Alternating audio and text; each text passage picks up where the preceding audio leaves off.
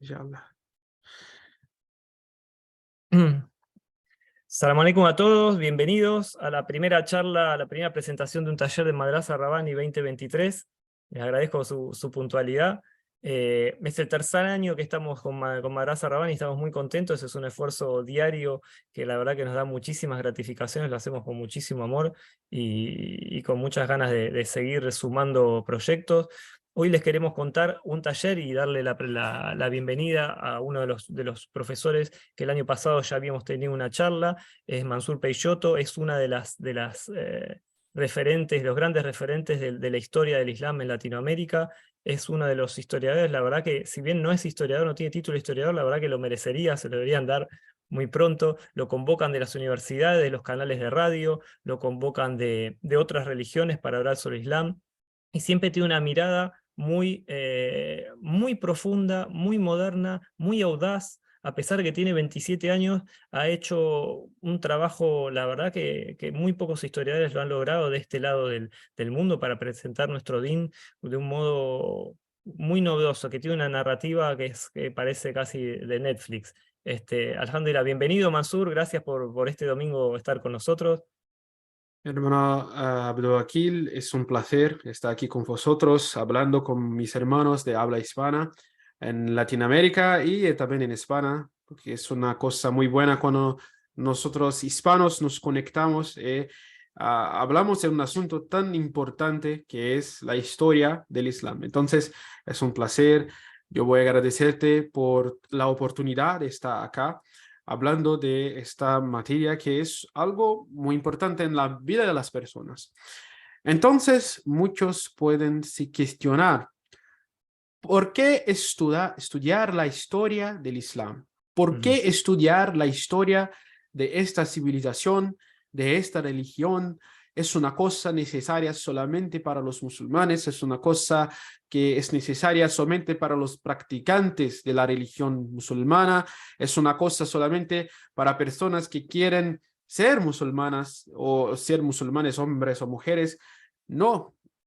El hecho de estudiar el Islam es algo necesario para la vida de las personas en este tiempo, porque el Islam es una realidad del pasado, del presente y del futuro de la humanidad.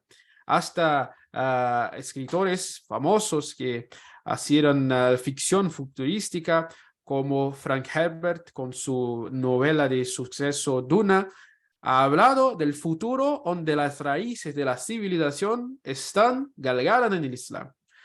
Entonces, hasta vamos a hablar de guerra en las estrellas, cualquiera de los pensadores del futuro hablan en términos de la presencia del Islam en el futuro, obviamente con mayor o menor medida, porque son personas de diferentes planos de fondo religiosos o no. Entonces, tenemos que tener en cuenta esto. Es una necesidad del estudio del Islam. Es una necesidad para el estudio de la economía, para el estudio de la política, para el estudio de la historia, para el estudio de todas las cosas que comprenden la sociedad. La historia del Islam no es como el estudio de la historia de los fenicios, de los hebreos, de los pueblos de la Edad del Bronce. No hay una necesidad tan grande de estudiar esta civilización de hoy, porque es una curiosidad. Podemos comprender cómo todo el desarrollo de esas civilizaciones son importantes para la creación de la civilización que tenemos hoy. Pero si vais al Medio Oriente, no te va a encontrar un fenicio, no te va a encontrar un mercador fenicio te ofreciendo cosas en Biblos, en Tiro, en Sidón. Pero vaya a la calle de tu rúa, de la calle de tu ciudad, verás personas musulmanes de esta civilización. En tu día te vas a viajar a otro país, en Europa, en América, en Asia, verás personas musulmanas en todas las sociedades. Entonces, estudiar esta religión, estudiar el pasado musulmán, es una necesidad del presente, del pasado y del futuro para comprender el todo que estamos viviendo ahora. La propuesta de ese taller que Madrasa Rabbani está realizando ahora es una propuesta que está enraizada en esta necesidad, ofrecer a las personas de habla hispana una introducción a la historia del Islam en todos sus aspectos, en todas sus fases, en todas sus partes, porque empezamos a comprender una civilización, una religión, tenemos que empezar del comienzo, ¿no? Es una cosa muy lógica, ¿eh? Pero tenemos que empezar del comienzo. ¿Y por qué el comienzo es tan importante? Ahora, en estos años tempranos, tenemos la ascensión del grupo terrorista Estado Islámico, alto intitulado Estado Islámico, que ha matado a muchas personas en el Medio Oriente, ha hecho miles de barbaridades y atrocidades con los musulmanes, cristianos, personas de otras religiones. Entonces, tenemos este problema. ¿Cómo este grupo empezó a conquistar tantos corazones de jóvenes, de muchachos en Europa? Con la idea de que estaban reviviendo el califato islámico clásico, que estaban dando luz a nueva era del califato, de los abasíes, de los omeyas, del califato Rashidun, de los compañeros del profeta. Entonces estamos acá con toda esta nuestra teoría, con nuestra teología, miles de personas fueron para el Medio Oriente, para Irak, para Siria, para luchar en sus hileras, en su ejército. En ese nombre, claro. Y es esto. Hay algo que a Entonces, mí me llama mucho la atención, perdón, Mansur, que la gente puede pensar que la historia del Islam, de hacer un taller de historia del Islam me puede parecer aburrido, no tengo que leer muchos libros. Y la verdad que todo lo que has publicado, los invito a los que no conocen historia islámica en las redes, el proyecto que hace Mansur con un grupo de 5 personas, tiene una calidad narrativa pocas veces vista y un interés narrativo pocas veces visto. Hay historias desde Drácula hasta grandes científicos del Islam que han sido olvidados. Siempre rescata unas historias olvidadas que han sido muy interesantes, por eso en Madrasa Rabbani lo convocamos. Una pregunta que te quería hacer, Mansur, ¿cuáles crees que son los momentos, o al menos cuál crees que es el momento de la historia del Islam que la gente tiene más confusión? Es decir, ¿cuál es el proceso los que más momentos que confunde? las personas tienen más confusión en la historia del Islam, que en mi visión que he hecho contenido para esas personas todos los días en los últimos 10 años, es el empezo de la religión islámica. ¿Cómo la religión islámica empezó?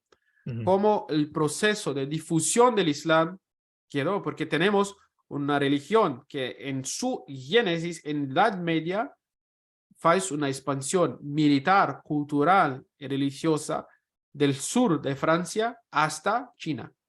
Entonces es una expansión imperial. Los musulmanes estarán en la corte de los carolingios y en la corte de los chinos de la dinastía Tang al mismo tiempo. Esto es un hecho de la globalización del siglo XVI, XVII, pero los musulmanes han hecho esto en la alta Edad Media. Entonces las personas no tienen tienen una dificultad enorme, muy grande, de conectar esta historia, de conectar esa historia con nuestra historia.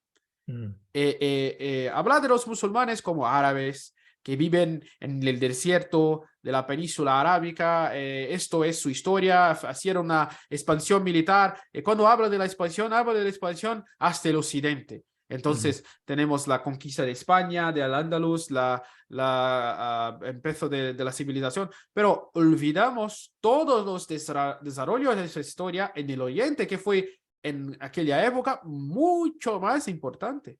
No era importante para los musulmanes, por ejemplo en el siglo VII, en el siglo VIII, la conquista de Córdoba. Era importante la conquista de Samarcanda. Era una ciudad mucho más rica en el medio de la ruta de la seda. La historia estaba aconteciendo allá. Entonces, lo entendimiento del Islam, de su expansión como algo global. Los musulmanes no son árabes, no son personas del desierto, son personas de una cultura global. ¿Cómo tú puedes ser anglófono o de cultura anglosajona que vives en Australia, en Estados Unidos o en Inglaterra, en un fenómeno moderno? Los musulmanes podrían ser musulmanes viviendo en la Edad Media, en Indonesia, en Marruecos, en Mali, en China, en Bosnia, en Europa. Entonces, es el entendimiento de esa historia, de ese pueblo, de esa religión, de esa civilización, de manera global, que abarca todas las cosas de todas las civilizaciones. No tiene una raza, un pueblo solamente. Claro. Es una dificultad que las personas tienen. Cuando hablamos, por ejemplo, la influencia de los árabes en la cultura y la historia, entender que no estamos hablando de pueblos de etnia árabe, es decir, de fala árabe, personas que hablaban el árabe como su primer idioma para hablar y para escribir. Entonces, es el entendimiento que cuando hablamos de la ciencia árabe, estamos hablando de la ciencia escrita en árabe, y no de la ciencia desarrollada por personas en Arabia Saudita o Yemen. Estamos hablando Claro. Hay de una gran algo confusión con eso. Ya internacional. desde el punto de partida de que una vez partido el profeta, paz y bendición, una vez que él pasa de este mundo, ya toda la situación de los califas rectamente guiados ha sido muy confusa históricamente, ¿no? De parte de la akida, es decir, parte de nuestra fe, es tampoco meternos en las diferencias entre ellos, pero ha habido crímenes, ha habido situaciones, ha habido contextos políticos muy fuertes, que si uno realmente no se mete en profundidad, no termina de entender por qué lo Sí, matan a Osman, ¿no? Por qué lo matan a Umar, es decir, por qué lo matan a Sayyidina Ali, qué sucedió ahí realmente. Me parece que esto también tiene un valor sí, muy valioso sí, de poder desentrañar ya ese proceso del punto de partida que ya ha habido mucha sí. confusión. Sectores diferentes del Islam tienen un abordaje, una visión sobre estas cosas de un punto de vista diferente. Entonces, estos desarrollos tras la muerte del profeta son de importancia fundamental para los chiíes. Hasta hoy, ellos hacen festejos, hacen conmemoraciones, hacen peregrinaciones correlacionadas, linkadas con una directa relación con estos eventos, esos desarrollos después de la muerte del profeta Mohammed, que la paz y las bendiciones estén sobre él. Para los suníes, que son la secta mayoritaria del Islam, son los musulmanes dominantes, esos eventos son curiosidades históricas. No hace parte de nuestro calendario de los musulmanes suníes en el globo conmemorar la muerte o la batalla que murió una persona u otra. No hace. Entonces, los musulmanes en el mundo tienen visiones diferentes de estos desarrollos históricos. Para unos son centrales, son parte de su akida, parte de su religión, acreditar en la inocencia o en la culpa de una persona, eso que determina tu entrada en paraíso o el infierno. Claro. Para los chiíes es esto. Claro. Los suníes son personas que queda en tu opinión. Claro. ¿Quién irás dar razón histórica? Porque en tu vida religiosa del día a día no hace Sí, diferencia no es cosas que trascendental, claro. pasaron a miles de años atrás. Claro. Te quiero hacer Entonces, una pregunta. Perdón, sí, sí, termina y te quiero hacer sí. una pregunta. Entonces, tras la muerte del profeta Mohammed, tras la Pues, muerte del profeta, sallallahu alaihi wasallam, ¿o qué ha quedado en la visión de las personas? Los musulmanes hicieron una expansión. No. La primera cosa que hubo fue cuestiones de interés político. Porque es muy fácil, por ejemplo, cuando hablamos de la historia del cristianismo, fue una religión que se apoderó de un estado. Lo romano ha hecho su expansión, expansión. su divulgación, su proselitismo con los romanos, con los bizantinos, con los francos, con los visigodos, con personas que tenían estados y adoptaron estas religiones. Los musulmanes no. Tenían que crear un estado, una nueva tradición del cero. Claro. Entonces, no tenían cómo crear algo del nadie, de cero. Entonces, fue lo que ocasionó. La primera cuestión, ¿quién sería el sucesor directo del profeta? Antes de la muerte del profeta hay un evento que fue una ocasión llamada el Ghadir Qum. En Ghadir Qum, yo voy a hacer una concentración histórica acá porque es un desarrollo muy largo.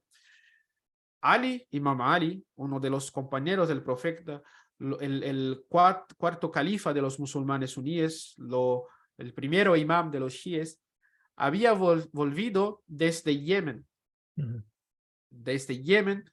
de una expedición, de una expedición política para hacer los pactos, la paz en la región de Yemen. Cuando llegó a Medina, yemeníes de una facción musulmanes, no eran de otra religión, yemeníes musulmanes convertidos vieron a hacer quejas sobre la conducta de Ali. Entonces el profeta tomó la mano de Ali y dijo ante los musulmanes: ¿de quién soy Maula? Ali es Maula. Pero la palabra Maula tiene hasta hoy diferentes significados, diferentes concepciones en la lengua árabe. Entonces muchas personas sacaron de aquella frase, de aquel dicho del profeta, que Ali sería su sucesor. Otras personas quedaron con la visión de que Ali sería una persona líder, un jefe de la casa del profeta o de la tribu del profeta.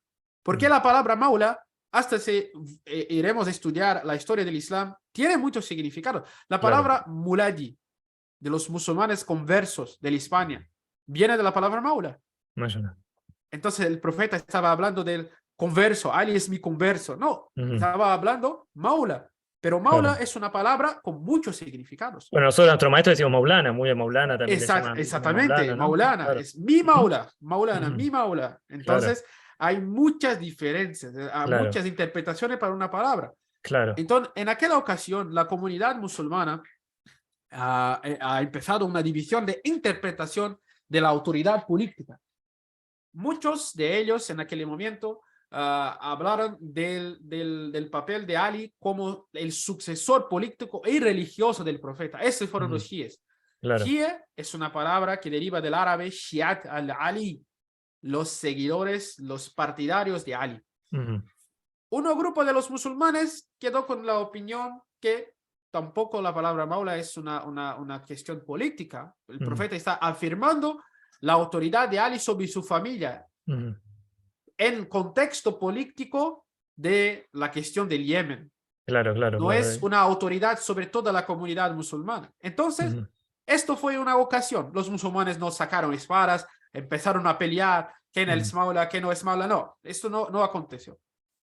Quedó el asunto en las mentes de las personas, en sus opiniones, pero no fue una cuestión discutida como un debate, una charla de esta naturaleza. Pero, ¿qué ha acontecido después de la muerte del profeta Mohammed? Ha acontecido una ocasión cuando él estaba enfermo en sus últimos días, envió a Abu Bakr como su imam para liderar la oración. La única ocasión que esto era acontecido. Entonces, esto es un acto de sucesión. Sí, por ejemplo, hasta hoy, yo soy acá en Mezquita de mi ciudad, de Barretos, en el estado de San Pablo. Cuando el imam está viajando, está saliendo para unas cosas, las personas me invitan a hacer el khutbah, el sermón de viernes, de hablar de todas las cosas, Salat al-Jumu'ah, etcétera, etcétera, etcétera. Entonces, en la mente de las personas, cuando este imam no hay más imam, ¿quién es la persona que va a sucederlo? Soy yo. Si estoy aquí, soy yo.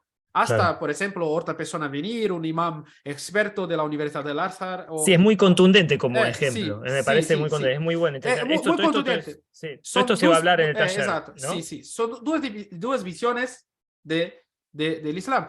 Entonces, después de la muerte del profeta, la mayoría de los musulmanes eligen a Abu Bakr como el sucesor del profeta. Es una elección. No fue una cuestión de guerra, pelea. Ali sacó su espada y dice: Abu Bakr, yo soy califa, Abu Bakr, no soy yo. No, los musulmanes eligieron a Abu Bakr y Ali quedó en su casa. No fue una cuestión de estas eran personas que no tenían interés político, eran personas que no tenían interés en el poder, Eran Al personas contrario, o sea, que le escapaba, ¿no? Tenía un le tan escapaban, alta grado de responsabilidad que no querían querían asumir. Ujú. vivir como eremitas en sus Mm. ermitas Claro, regiones lejanas. Esas eran personas claro. afasadas de la política. Entonces, en estas situaciones, con la muerte de Osman, el tercer califa, empezó una situación en que los Omeyas, el clan de los Banu Omeya, van a hacer una cuestión por la justicia Mm, hacia Ali. mm. Ali, tú tienes que matar los rebeldes que asesinaron a Osman. Claro. Ali dijo no, no voy a hacerlo porque esto empezará una guerra civil entre Mm, los musulmanes, porque los críticos de Osman dirían que él era un déspota, que era una persona que beneficiaba solamente a sus familiares en la mm, política, estas cosas.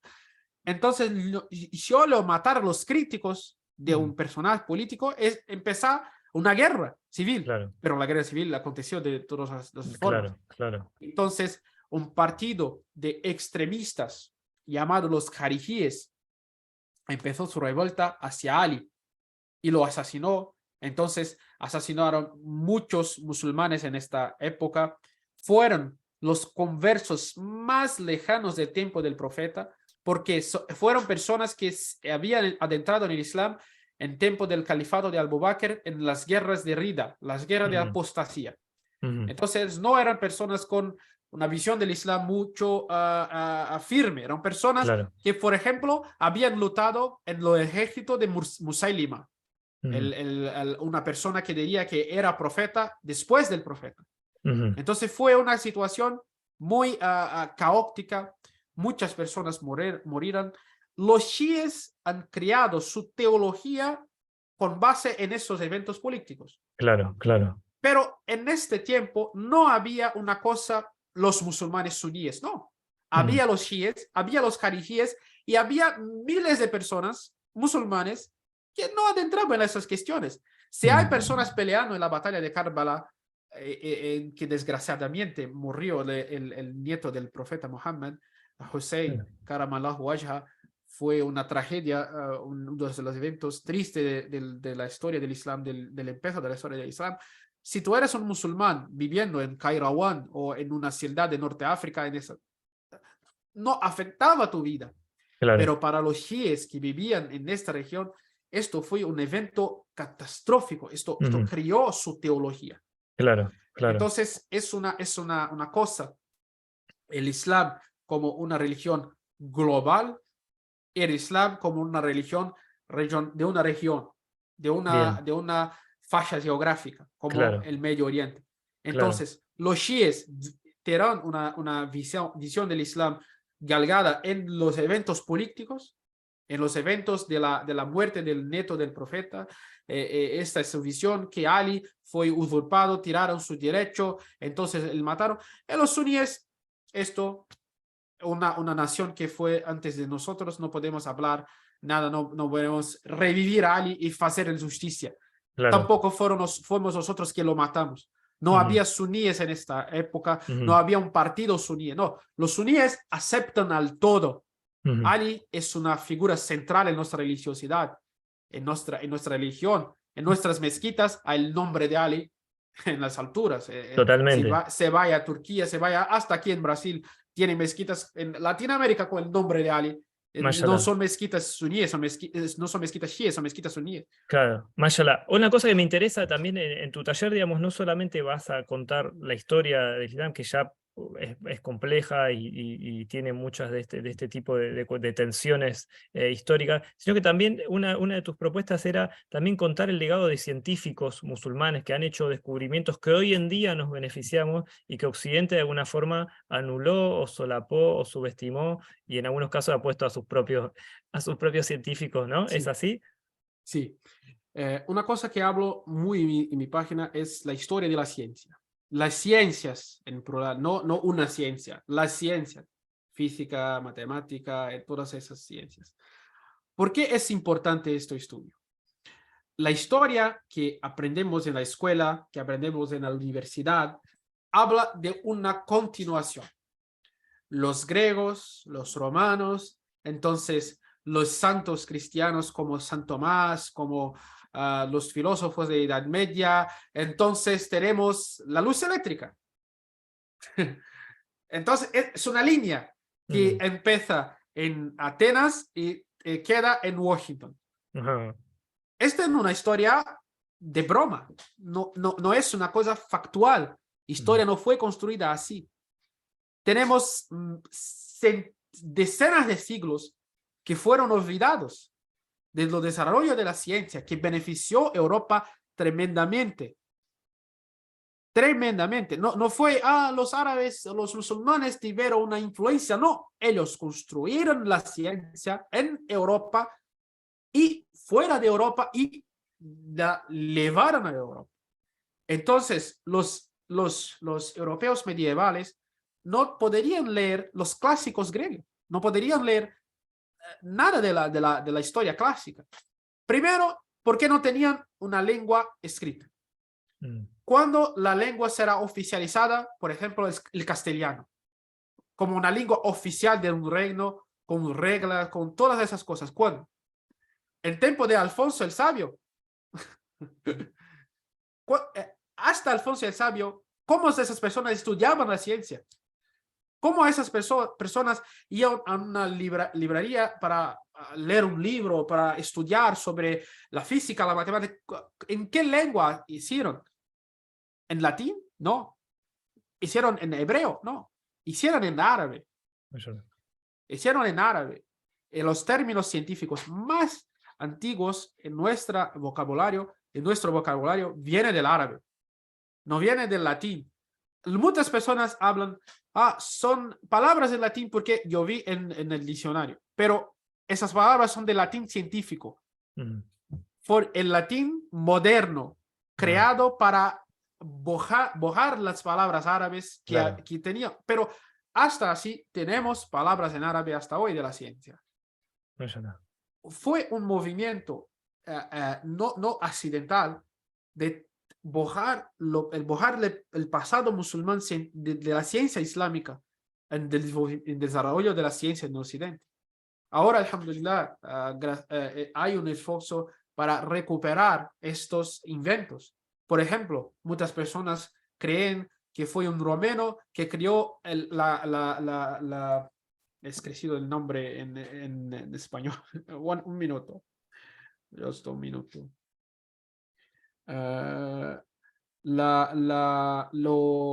Lo bolígrafo.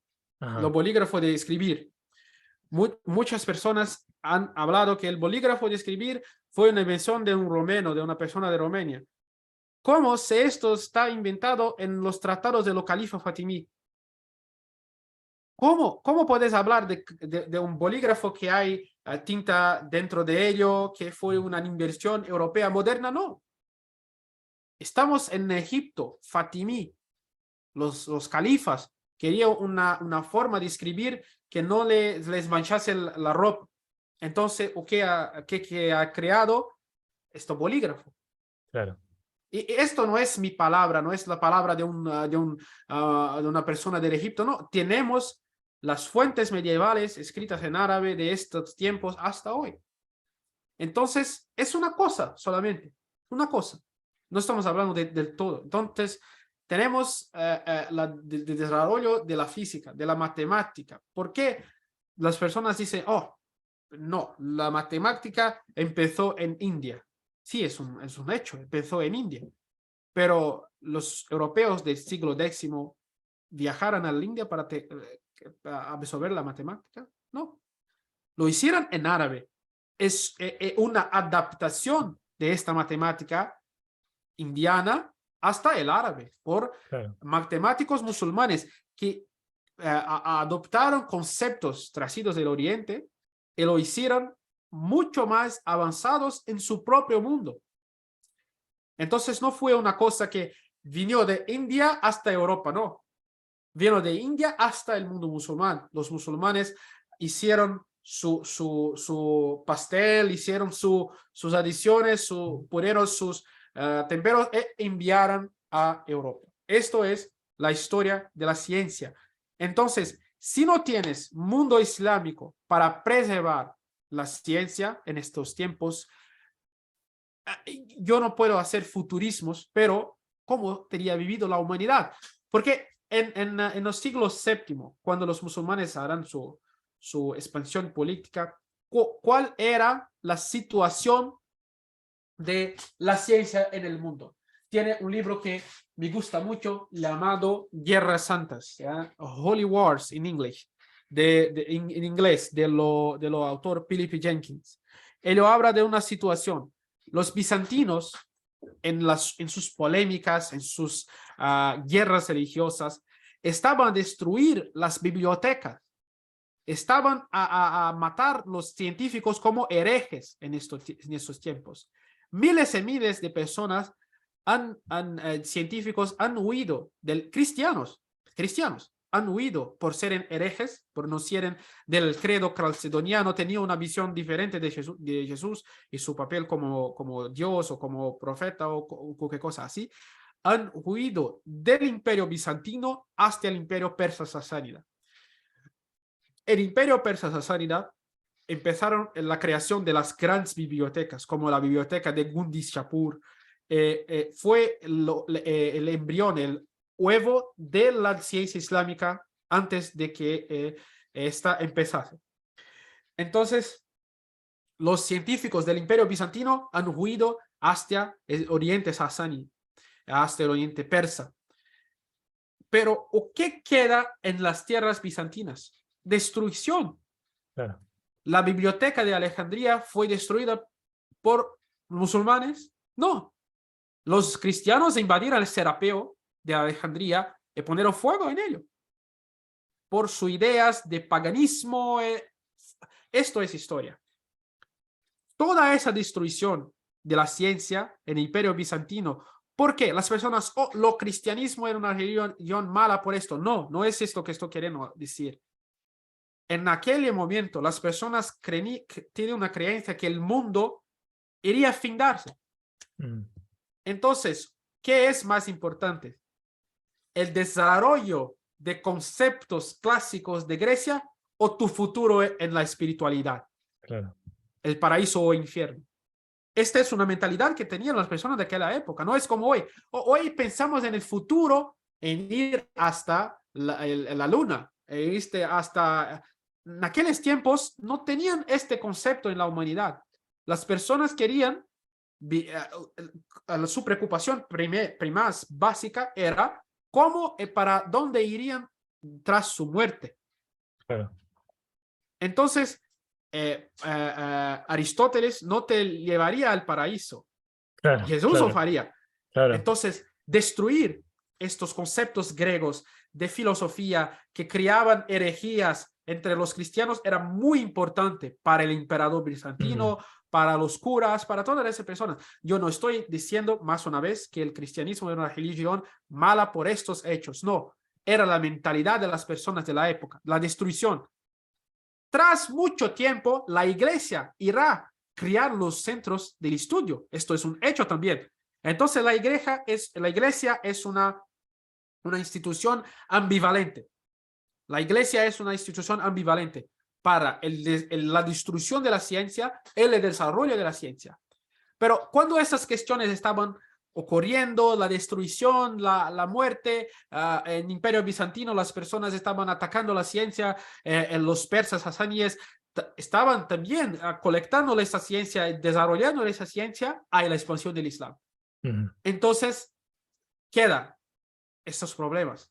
Los musulmanes no tenían ningún problema si tú creías que Jesús fuera un profeta, tu Dios, cualquiera, no hay problema. Puede ser cristiano, copta, nestoriano, bizantino, calcedoniano, no hay problema. Ariano, no tenemos problema con esto. Puedes escribir, puedes hacer matemática, puedes hacer química, puedes hacer plomo, puedes hacer un barco muy bueno para atacarnos Constantinopla, viene acá. Fue eso que los musulmanes hicieron.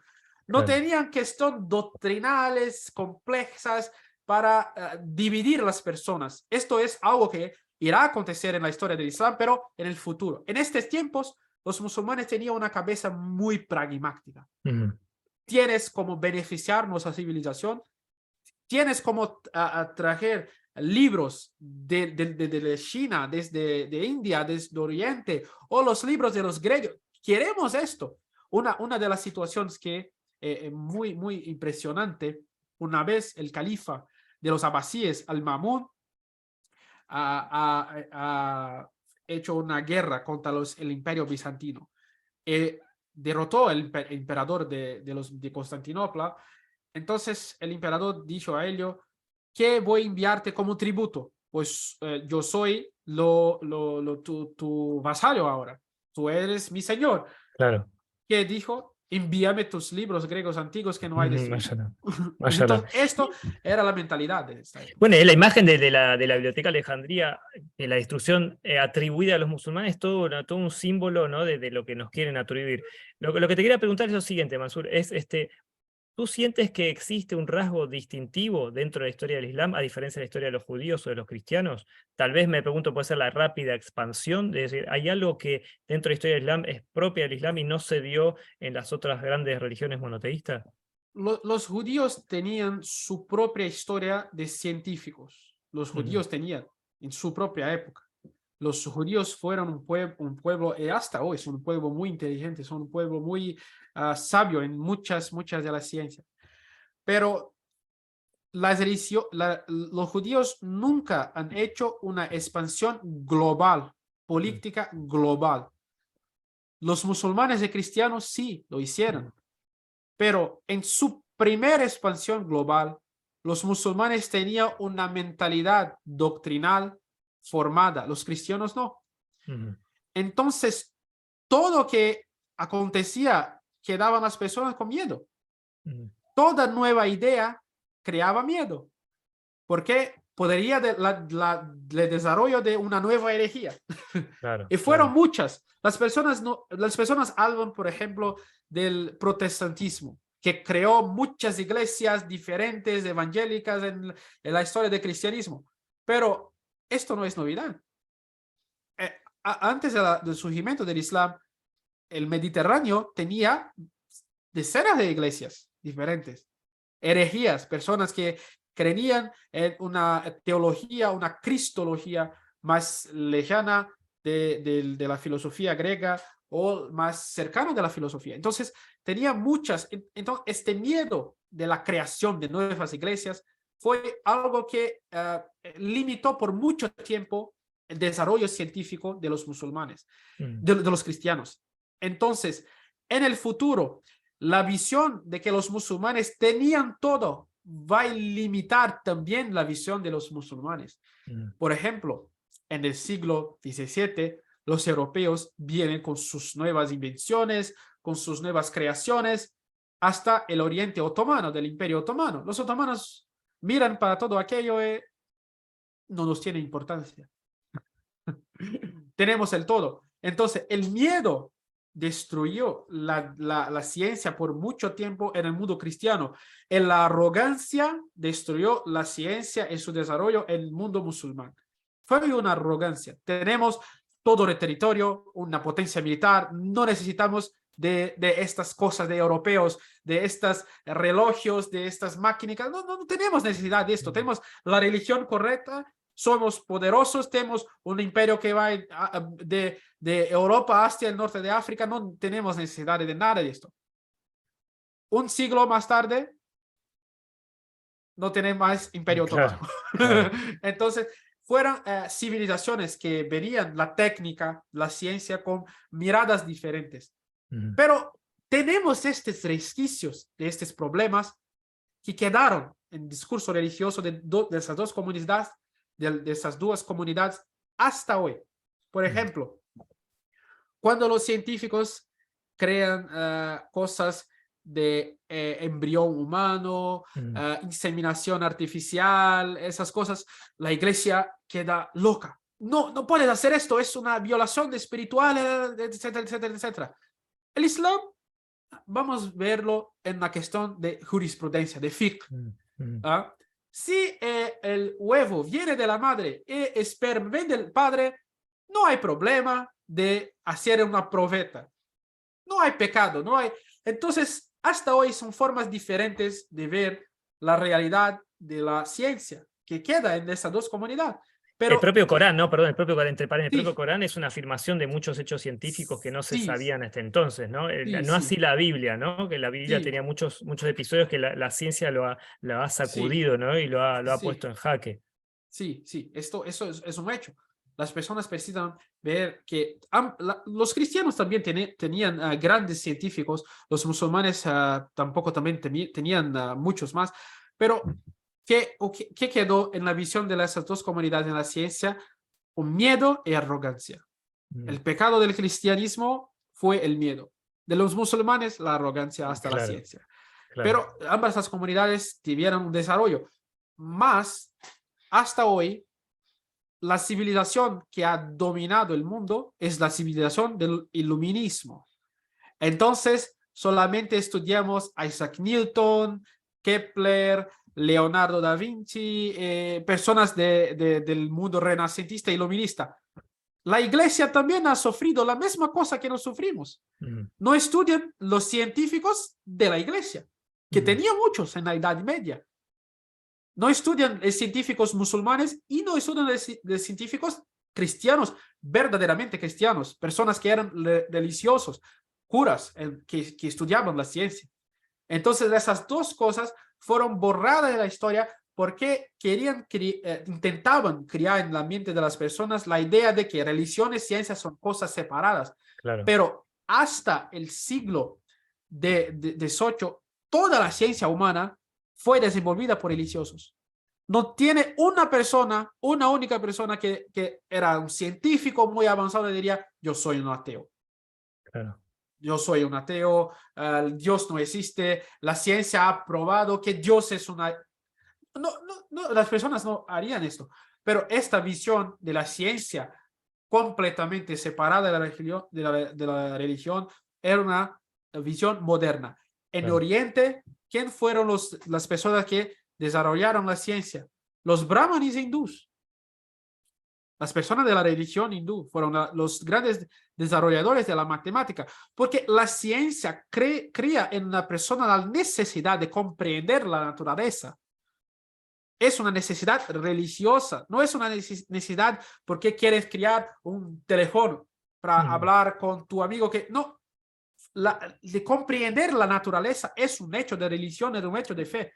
Entonces las personas hablan que en Edad Media los musulmanes han creado la álgebra. Al-Khwarizmi fue el creador de la álgebra. ¿Por qué ha hecho la álgebra? Para hacer fácil el cálculo de la división de herencia entre personas vivas y muertos musulmanes. Este es su objetivo. María Migilia ha creado, desenvolvido el astrolabio. ¿Cuál era su función? La dirección de Meca. La Qibla fue su primera función. Después fueron añadiendo cosas para ver la luna, pero su primera función, tenemos que orar hasta la Meca. ¿Cómo? Tenemos que crear algo que va a facilitar este hecho. Claro. Entonces, la religión es la cosa que impulsiona la ciencia por el largo de la historia de la humanidad. Largo de la historia de la humanidad. Solamente 200 años tenemos ese divorcio. En mi charla con el representante de Dalai Lama acá en Brasil, fue sobre la religión y ciencia.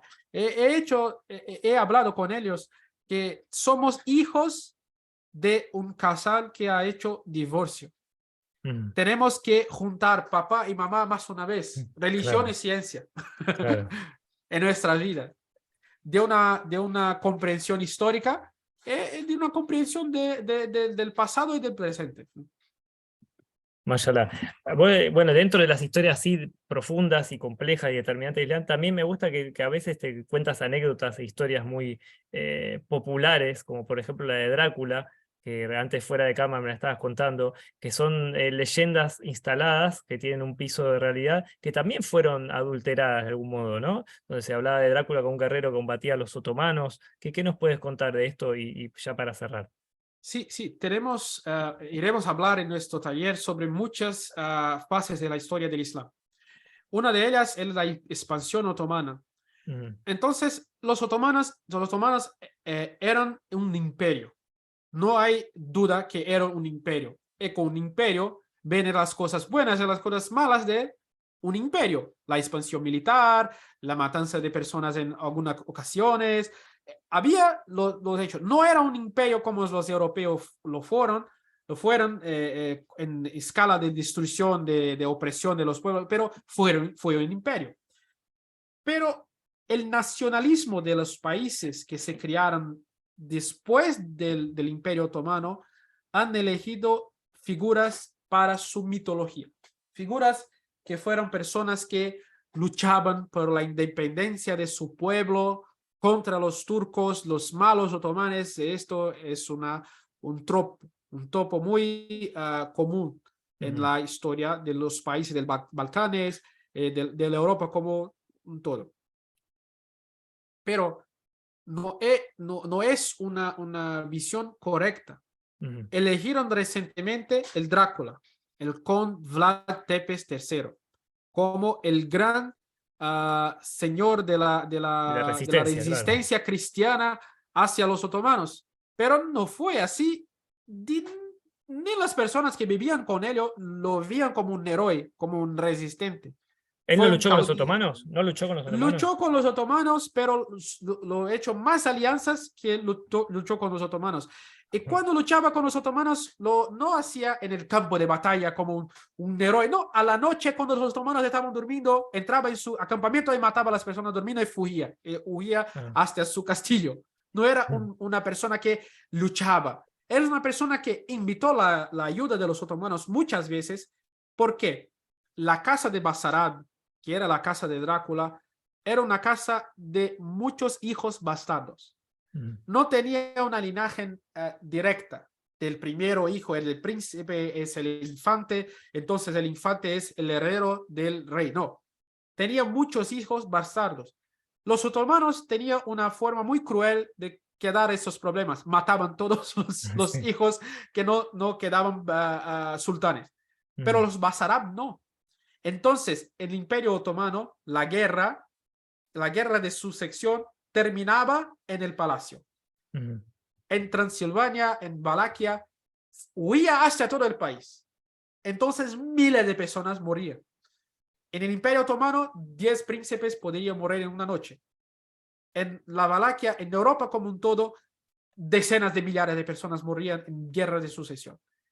Y los Basarab tenían este problema. Drácula era hijo de un hijo bastardo, no era un hijo de un príncipe legítimo. Entonces, ¿quién dio a Drácula, quién otorgó a Drácula su derecho de gobernar? Los otomanos. Porque su padre ha hecho una alianza con los otomanos para gobernar en su nombre. Porque Valaquia era una región de Europa con muchos intereses. Muchas personas querían su control. Entonces tenía el reino de Hungría, tenía el imperio ruso, tenía las personas del imperio otomano. Todos querían un naco, una fatiga de Valaquia. Entonces, la familia de Drácula han hecho una alianza con los otomanos para gobernar. Su ayuda militar. Los musulmanes enviaban miles de soldados yenízaros para ayudar a la familia de Drácula a quedar en el poder. Su abuelo ha hecho un casamiento entre su hija y el príncipe Musa Çelebi del Imperio Otomano. Entonces, un tío de Drácula era turco, musulmán y otomano. Estas familias vivían en alianzas complexas y no tenían héroes vilanes, personas del mal, no, vivían en política pragmática. Pero, ¿qué acabó haciendo? Drácula era una persona con serios problemas de mente. No hay como decir que no era una persona con muchos problemas, era como un dictador sanguinario, no tenía miedo de matar miles de personas por diversión. En muchas ocasiones, por ejemplo, reunía las personas pobres de su ciudad decía a ellos, yo voy a hacerte comida. Entonces los pobres entraban en una casa para comer. Él trancaba la casa y ponía fuego en ella, mataba a todas las personas. Esto era una cosa que le divertía, causaba riso en él. Era una persona muy mala. Esto no es una historia de los musulmanes hablando sobre Drácula. Sus hermanos hablaban así. Sus aliados cristianos hablaban de ello así. No era una persona. Entonces, ellos mataba mucho más cristianos, súbditos suyos, en sus campañas de lealtad contra personas que venían como traidores, sus nobles, muchos más cristianos que musulmanes ellos ha matado. Personas inocentes, mujeres embarazadas, niños, personas viejas de edad. Yo mataba ancianos, muchas personas. No era hasta la iglesia hablaba de ello así. Mataba curas, mataba a todos. Era una persona que tenía un divertimento en la matanza de personas. No era un héroe, yo voy a defender mi país de los turcos, no.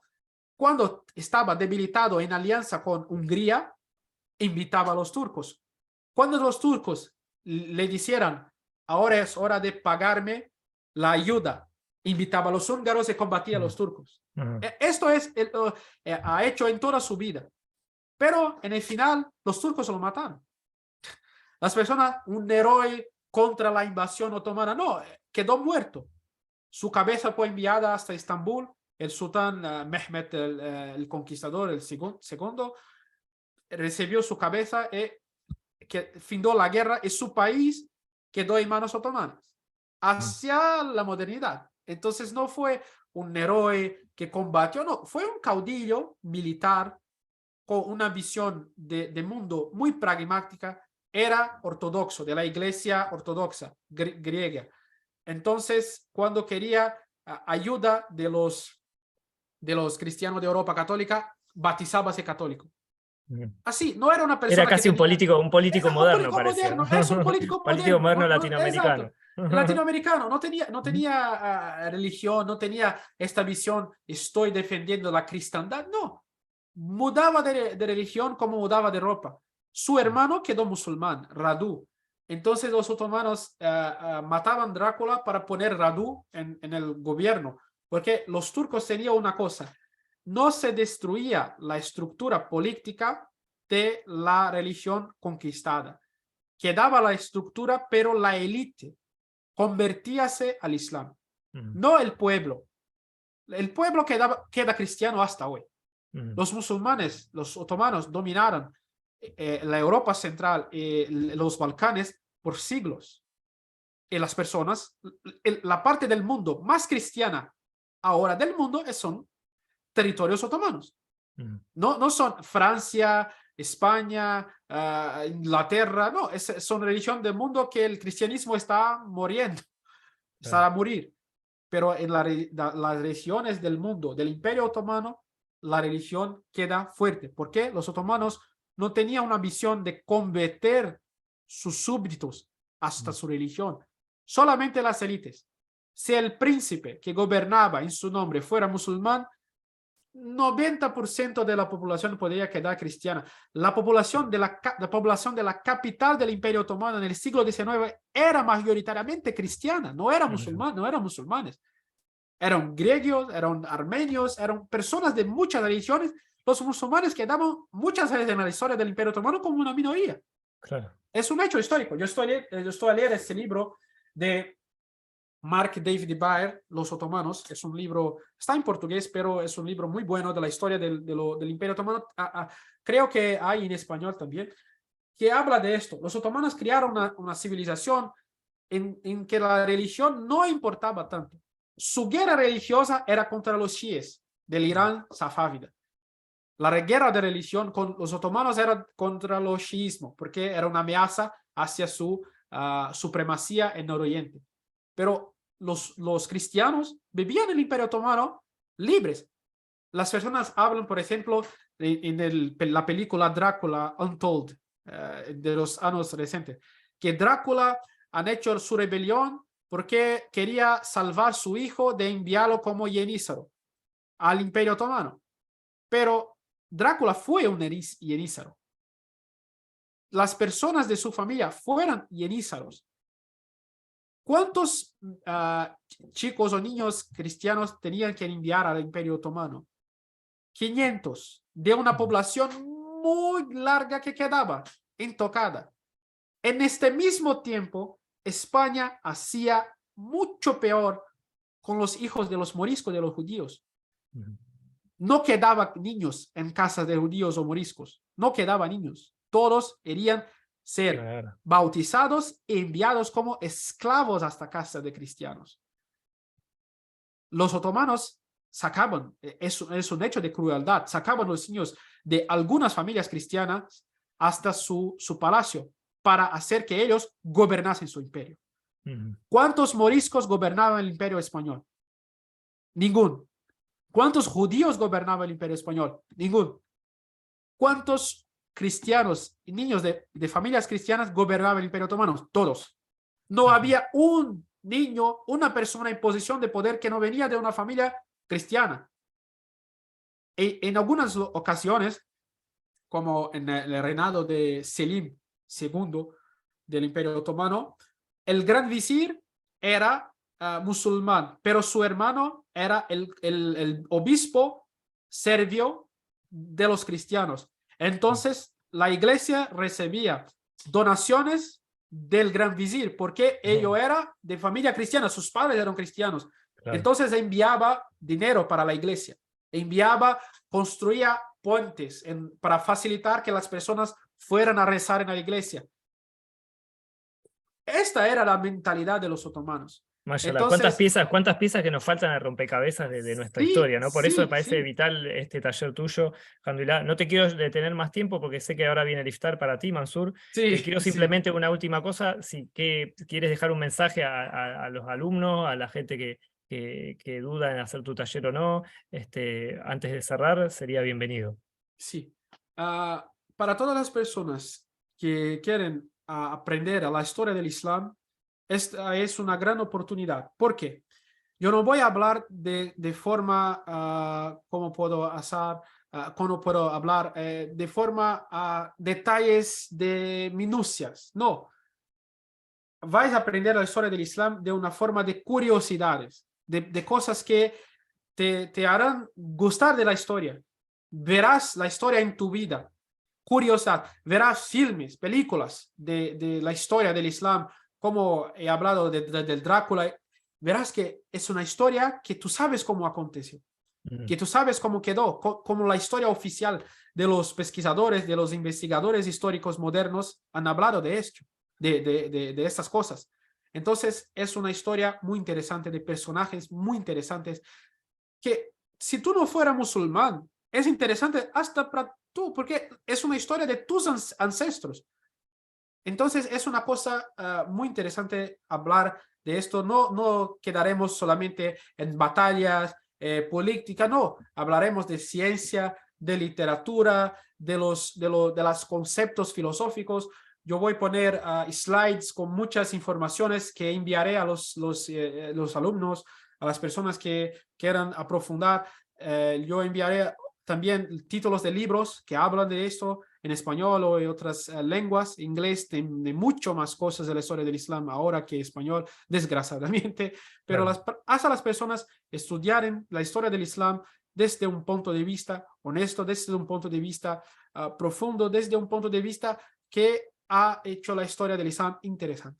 Este es mi mensaje para las personas que quieren adentrar en este taller. Mashallah, gracias Mansur por tu tiempo, gracias por compartir todo esto. La verdad que podemos pasar horas, por eso te invitamos a un taller que va a llevar unos meses para poder adentrarnos en todos estos conflictos y poder realmente entender. Me parece que acá lo más importante es comprender qué es lo que pasó, más que llevarte un dato de Wikipedia en qué año fue la caída del Imperio Otomano, en qué año no fue. Me parece que ese es el gran aporte que hace, así que gracias a ti, gracias a todos los que han venido hoy y están aquí. Que tengan un buen iftar a los que están ayunando y salam alaikum para todos, nos vemos en el taller de Mansur, cualquier cosa nos escriben a Madrasa Rabbani. Que anden muy bien, que tengan buen día, alaikum salam, gracias Mansur.